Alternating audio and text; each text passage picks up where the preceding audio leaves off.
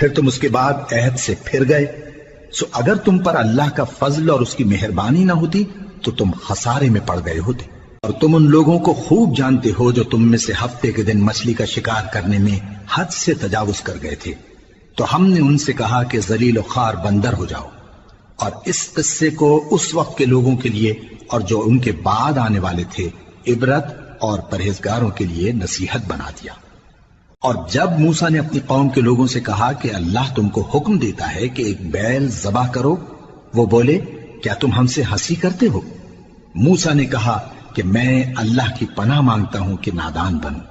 انہوں نے کہا کہ اپنے پروردگار سے التجا کیجئے کہ وہ ہمیں یہ بتائے کہ وہ بیل کس طرح کا ہو۔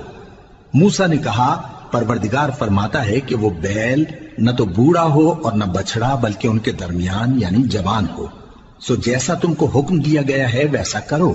انہوں نے کہا